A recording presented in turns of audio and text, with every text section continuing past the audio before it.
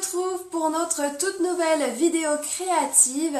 Et bien comme chaque jeudi dès 15 h, ici Katia Néziris, votre démonstratrice Stampin' Up. Et c'est toujours un vrai plaisir de vous retrouver, que ce soit en live ou en replay, parce que je sais que c'est pas toujours un horaire facile pour tout le monde, mais c'est toujours un vrai plaisir de vous retrouver.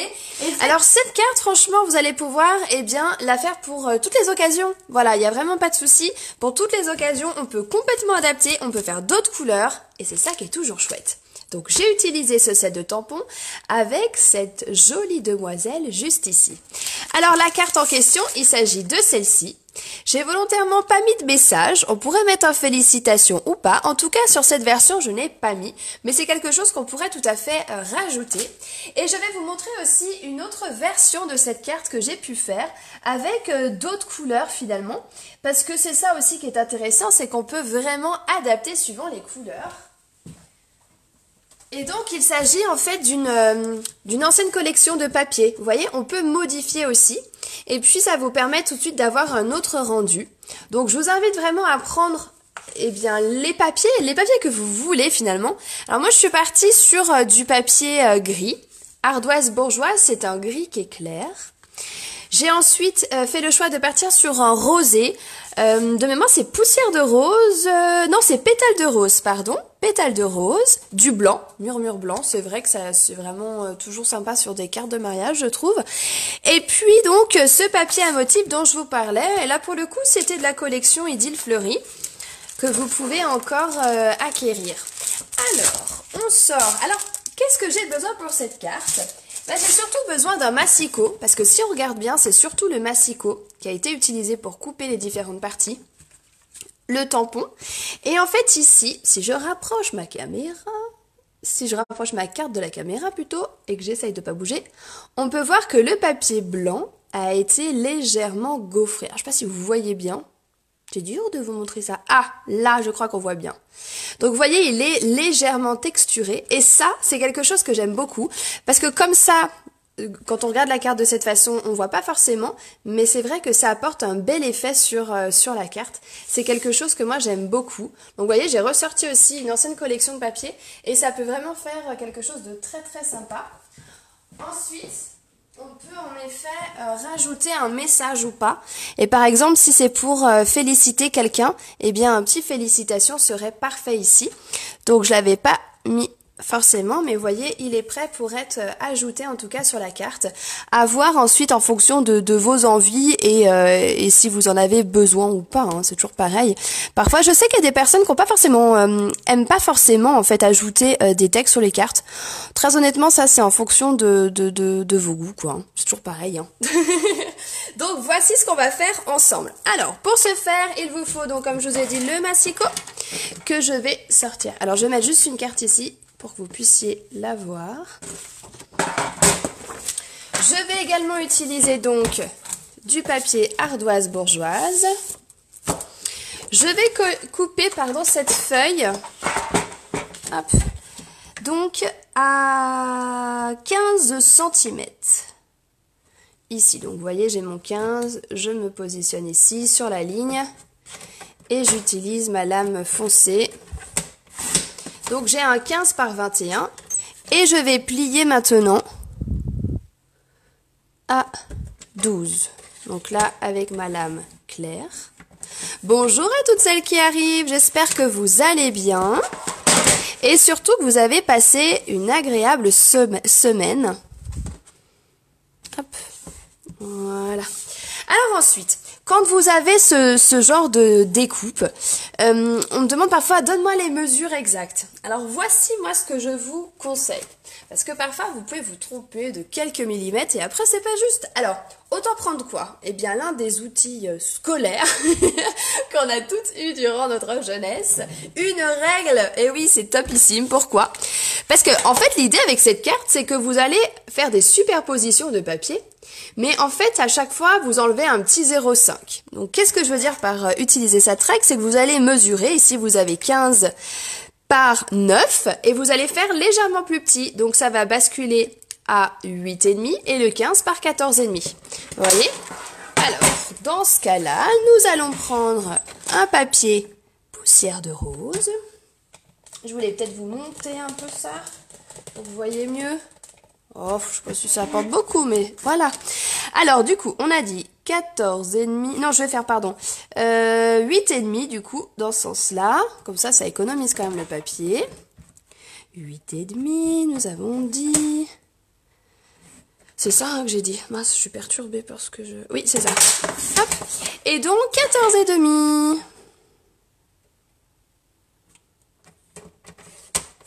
Au top. Donc, je vais, en fait, c'est vraiment la superposition de papier qui fait vraiment son effet, je trouve. Donc, on a justement cet effet légèrement plus court. Alors, parce qu'il faut bien que je complique les choses, c'est-à-dire que si je faisais que quelque chose tout simple, je trouvais que ça... C'est bien de casser un peu, vous voyez, ce côté un peu rectangulaire. Et comment je le fais? Eh bien, simplement, si vous regardez bien, vous avez un papier blanc qui est ici, et encore un autre morceau ici. Vous voyez? Donc, c'est ce qu'on va faire maintenant. Donc, on avait un 8,5 ici. On peut se permettre de faire un 7,5, vous voyez?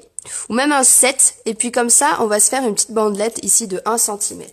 Donc, on va prendre du papier blanc. On va couper donc à 7. Ici. Et tout à l'heure, on avait un 14,5, donc légèrement plus petit. Ça nous fera un 14. Et on met de côté les chutes qui vont servir aussi.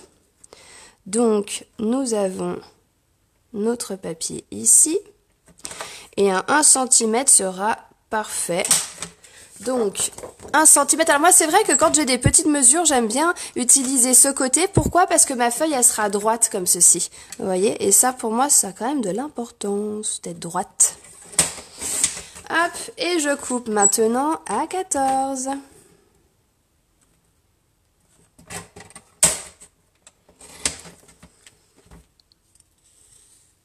Alors, ici, on va faire un peu plus petit. Alors, ça va faire le papier à motif, là. Lui, on va le faire 6,5. Et là, j'avais fait combien? 6,5 par 8,5. Allez, on prend cette chute, là. Oh, bah, c'est bien, j'ai déjà le 8,5. Alors, on va faire le 6,5. Ici. Vous voyez, ça commence vraiment à prendre forme, hein. Hop, je vous décale pour mieux voir. Ok, ensuite ce que je vous propose, eh bien, je vais rapprocher tout ça pour que vous voyez mieux.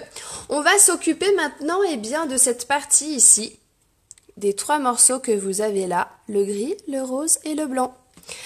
Alors, celui-ci, bah, tu vois, je vais mesurer. Ça mesurait combien ici? On avait un 7,5 pour le gris, hein, par 8,5. Alors, 7,5 par 8,5, c'est ça. Alors c'est parti, 7,5, 8,5. On va faire plus court pour le rose. Le 7,5 bascule à 7 et le 8,5 à 8. Voilà. Et le blanc, lui, est-ce que ma chute, elle irait là? Non, non, non, non, non. Donc j'en étais à 7, ça fait 6,5. 6,5 par 7,5. 6,5, 7,5. 6,5 et 7,5. Vous voyez, on y arrive. On a vraiment les différentes parties qui se retrouvent juste là. Alors, comme je vous expliquais tout à l'heure... Oh, t'as fait un mini-album, génial! Ah, c'est top ça! Donc ici, j'ai gaufré ces 2 parties qui sont ici et tamponné sur ce morceau.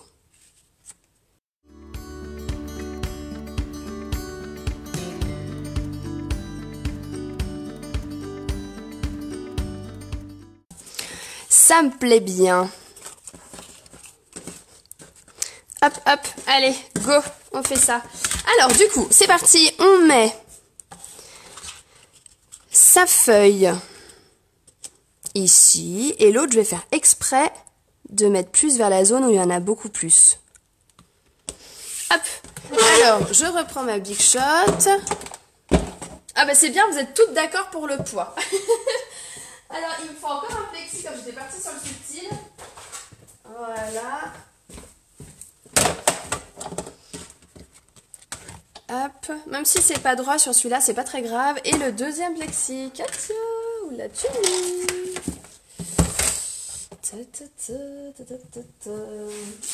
Alors, où est-ce que je l'ai mis? Je l'avais tout à l'heure. Bon, alors.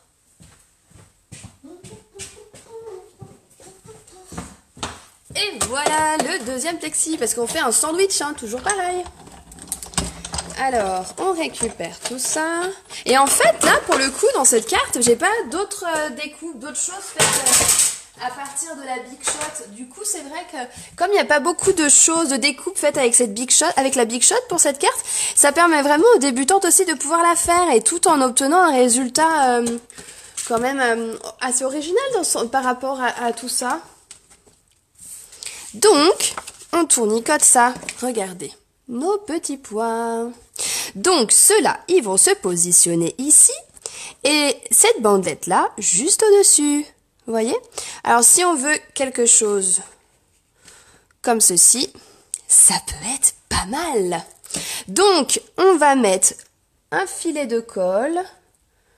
Ah, pardon, c'est vrai que je suis un peu haute là, pardon. Hop. Un filet de colle ici. Et de même, sur ma feuille blanche,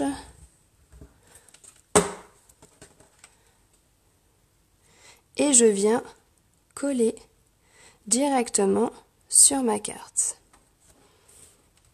Alors là, c'est vrai que j'ai mis cette demoiselle, mais on pourrait mettre aussi d'autres tampons, un autre motif. C'est toujours pareil, hein, vous pouvez vraiment modifier par rapport à vos besoins, tout simplement. Vos besoins. Et surtout, n'hésitez pas à mettre dessous, sous mes vidéos, ce que vous faites. Vous me les envoyez souvent en privé, mais pas de gêne. Il n'y a pas de gêne, c'est toujours très joli ce que vous faites et partagez, mettez ce que vous faites parce que ça donne toujours beaucoup d'idées aux unes et aux autres et ça, je trouve que c'est juste génial. Et maintenant, on va coller le papier à motif dessus, pardon. Je vais réduire un tout petit chouï à la rigueur. Hop. Et alors, pareil, hein, là pour le coup, je colle aussi avec ma colle blanche. Oups.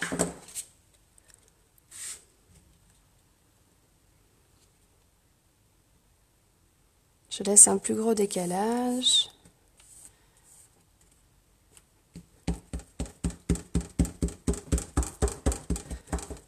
J'ai pas pris de feuille de brouillon. Voilà. Avec un papillon. Ah, Christine, on reconnaît tes goûts. On reconnaît. Avec 2 alliances, ouais, bien sûr. En fait, c'est ça qui est génial, c'est qu'on peut tout imaginer. Moi, c'est ça que j'adore. Alors, du coup, j'ai ces 2 parties que donc j'ai collées pendant que vous étiez en train de me répondre. Et maintenant, ce qu'on va faire, c'est qu'on va s'occuper de ce magnifique tampon. Je l'ai déjà positionné sur un bloc acrylique et je vais utiliser la Memento. Comme ça, je vais pouvoir aussi colorier, je vais y arriver, avec les feutres à alcool. Je pousse pour pas salir, ça serait quand même mieux. Donc, Memento, on tapote dessus. Est-ce que vous voulez que je vous montre aussi, parfois on est obligé de recharger nos encreurs. Est-ce que vous voulez que je vous montre comment on recharge? Ça peut être pas mal aussi ça. Hein. Parce que parfois je reçois des messages, comment on recharge mon petit encreur. Donc, nous venons maintenant de tamponner. On va tamponner sur la feuille blanche. Alors oui, pardon, c'est vrai que je l'ai pas précisé. J'ai utilisé dessous le tapis comme ça. Enfin, moi, je l'aime beaucoup pour justement, vous voyez, il est un peu épais. Ça fait une mousse. Et c'est très pratique pour les tampons résine, justement, pour que le dessin soit parfait. Et alors, moi, j'ai toujours l'habitude de mettre une feuille de brouillon, mais tout simplement parce que très souvent, mes tampons, je les fais pas forcément pile au milieu. Je déborde un peu et comme ça, sur la feuille de brouillon, ça ne tâche pas mon tapis. Et ça permet d'avoir cette impression comme si la robe, elle continuait. Donc, autre chose aussi, aussi qui est, enfin, franchement, c'est important pour le soin de vos tampons, c'est qu'une fois que vous avez utilisé, que ce soit l'encre Memento comme l'encre Stazone, c'est d'utiliser un nettoyant et de le faire très rapidement parce que justement, ça vous évitera que vos tampons soient marqués et tachés. Donc, pensez vraiment à cette étape qui est très importante et surtout, faites-le tout de suite. Ne laissez pas sécher parce qu'après, ça devient beaucoup plus difficile à laver, quoi. Hein. Bon, mon chamois, lui, il est charmant, vous trouvez pas? Mais ça, c'est normal. On s'inquiète pas. C'est pas pour autant qu'on peut pas l'utiliser. Il est marqué par rapport aux encres hein, qu'on pose dessus, mais ça n'empêche absolument pas de l'utiliser et il nettoie parfaitement les tampons. Enfin, moi, c'est quelque chose que j'adore. C'est vrai que j'utilise plus mes tapis. J'utilise vraiment le chamois. Pour le laver, vous mettez du liquide vaisselle, vous frottez bien, vous passez plusieurs fois sous l'eau et c'est topissime. Et je mets dans une boîte, comme ça il reste un peu humide et parfois ça sèche, alors c'est pas grave, je mets sous l'eau et c'est reparti. Donc on a maintenant notre tampon qui est juste ici. Donc ici on a la recharge Memento, mon encre Memento. Donc une recharge va vous permettre vraiment de remplir votre encreur, mais pas en une seule fois. Vous allez vraiment pouvoir l'utiliser plusieurs fois votre recharge. Donc on baisse notre recharge, on la met dans ce sens et vous allez remplir comme ceci votre tampon. Moi, je conseille toujours de le faire petit à petit, que de trop en mettre et qu'après il soit gorgé et puis que ça sèche vite. Moi, je préfère en mettre un petit peu plusieurs fois plus régulièrement, on va dire, que une fois énormément. Ouais, j'aime mieux faire comme ça. Au moins, comme ça, quand je tamponne, bien c'est bien noir, c'est bien net, c'est pas mal. Donc ça, c'est pour la Memento, par exemple. Si je prends mon encreur, là c'est gris souris que j'ai pris, oui, tout à fait. Eh bien, c'est pareil. Je prends ma recharge. Et là, alors moi, sur ces encreurs-là, je fais aussi de cette façon. C'est que je remplis comme ceci. Bon, ma recharge, elle commence à être vide, mais ça permet de voir déjà. Donc, dans ce sens. Ensuite, je tourne. Et là, même en même temps, vous pouvez faire pareil aussi, hein. Et je tourne dans ce sens. Et vous voyez, j'appuie pas non plus à avoir une grosse flaque hein, qui tombe. Hein. C'est vraiment par petite quantité. Et je fais la même chose aussi dans ce sens. Enfin, je sais pas si vous voyez bien, mais ça fait des petites gouttelettes qui vont dessus. Ah, on voit pas forcément, hein. Mais bon, bref, vous avez compris. Je vais dans ce sens pour en mettre. Je tourne dans ce sens. Et après, je refais en diagonale. Ensuite, l'encreur, moi, je laisse poser. Alors, pas forcément ouvert, sinon ça va sécher. Donc, je referme et je laisse bien à plat mon encreur. Comme ça, eh bien, l'encre va bien se diffuser partout. Et Stampin' Up a déjà prévu, pas la peine de les tourner, vos encreurs. Vous les laissez bien comme ça. C'est vraiment fait pour que l'encre se diffuse bien partout sans problème. Donc, c'est de cette façon en tout cas que moi je recharge mes encreurs et toujours pareil. Une recharge, elle va s'utiliser vraiment pour plusieurs fois, vraiment. Et n'oubliez jamais aussi, c'est une chose que il y a certaines qui ne savent pas forcément, mais une recharge pour remplir donc un encreur peut servir aussi pour recharger nos feutres. Pas les feutres à alcool, les autres feutres. Et c'est vrai que ça se recharge aussi. Alors soit on enlève la mine, alors attendez, je vais vous montrer.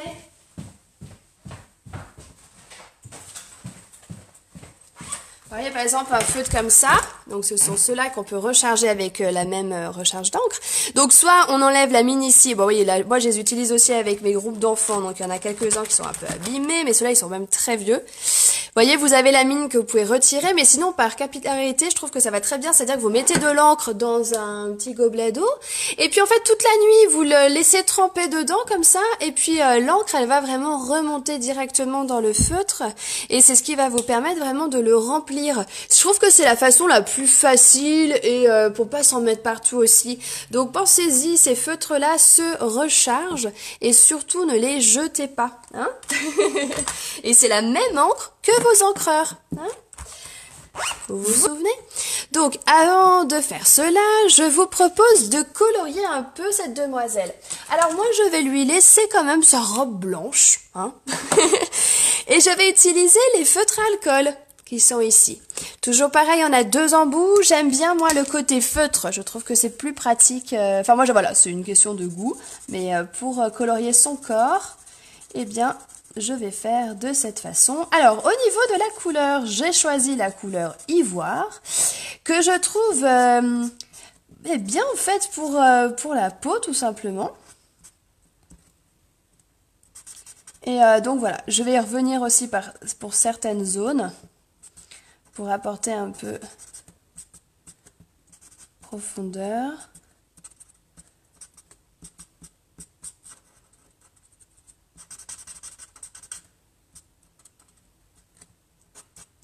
Voilà. Maintenant, ses cheveux. Alors, je suis partie sur un marron. J'ai pris Doux Suède. Ça peut être une autre couleur. Ouais, je suis partie sur le principe qu'elle était un peu châtain. Pour être rousse, hein, blonde, brune, n'importe. Après, c'est vous. Et puis, je vois que j'ai oublié une zone, là, du visage. Non, mais dis donc. Oh non, hop, mince. Ah bah voilà, parfait. Je vais mettre juste là, ici. Voilà. Parfait. Et voici ma demoiselle. Vous voyez? Toute jolie. Ensuite, eh bien, vient l'étape du ruban. C'était pour le côté un peu texture. Moi, j'aime bien quand il y a un peu de texture, que ce soit pas plat. Donc, le ruban, choisissez quelque chose d'assez fin. Et pour le coup, là, vous vous amusez à faire un nœud. Comme ceci. Et après, on tire de part et d'autre pour avoir quelque chose d'assez petit quand même hein, sur la robe.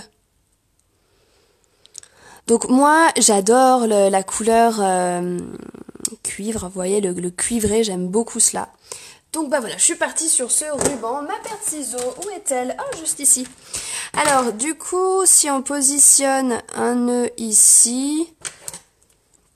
Ouais, j'ai fait un peu grand. Ma foi, c'est pas bien grave. Attendez, ça va pas cette histoire.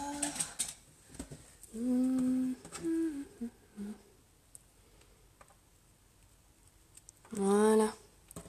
Et je vais recouper là aussi.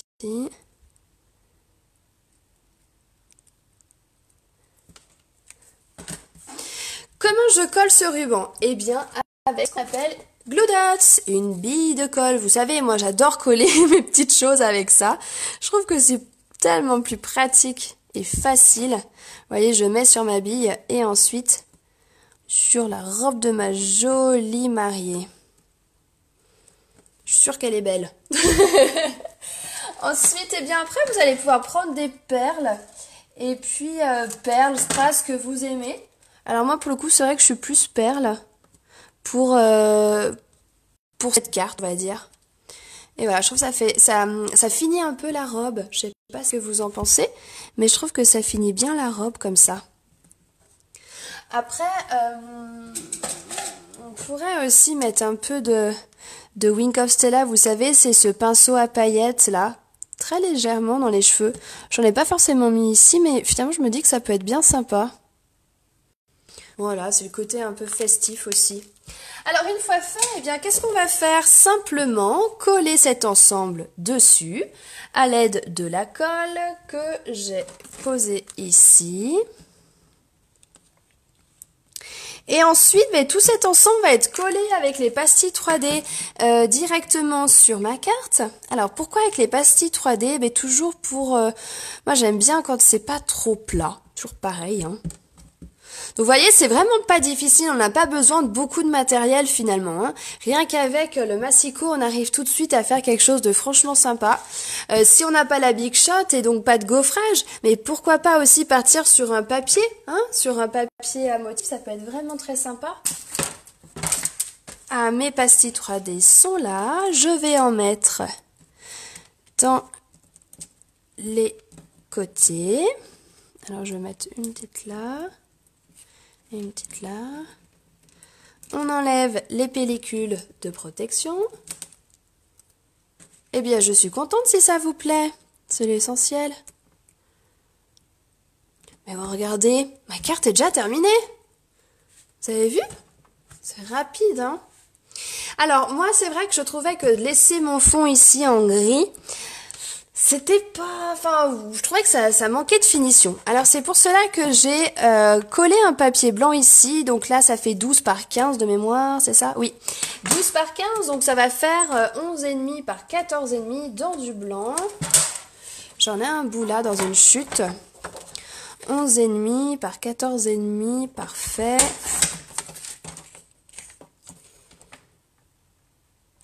Voilà, je trouve que ce papier blanc, c'est peu de choses, mais quand même, ça permet d'avoir une carte plus finie. Je colle rien qu'avec ma colle liquide.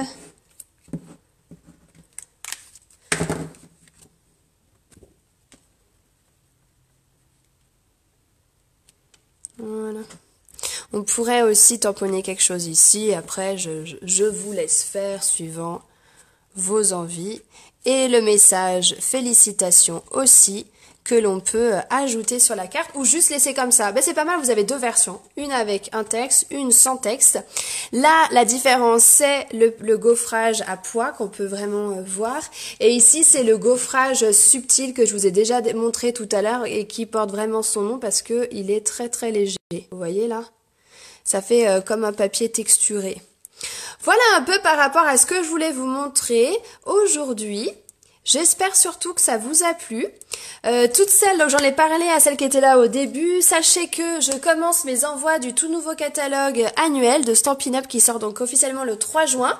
Donc si vous voulez vous aussi être dans ma liste de diffusion, eh bien vous me l'écrivez en commentaire sous cette vidéo, j'aimerais avoir un exemplaire et comme ça je me rapproche vers vous pour tout vous expliquer. On fait comme ça. Eh bien je vous souhaite en tout cas une très très belle journée. Et puis, on n'hésite jamais à me contacter pour toute question ou pour tout renseignement. Eh bien, belle journée à toutes et à très bientôt!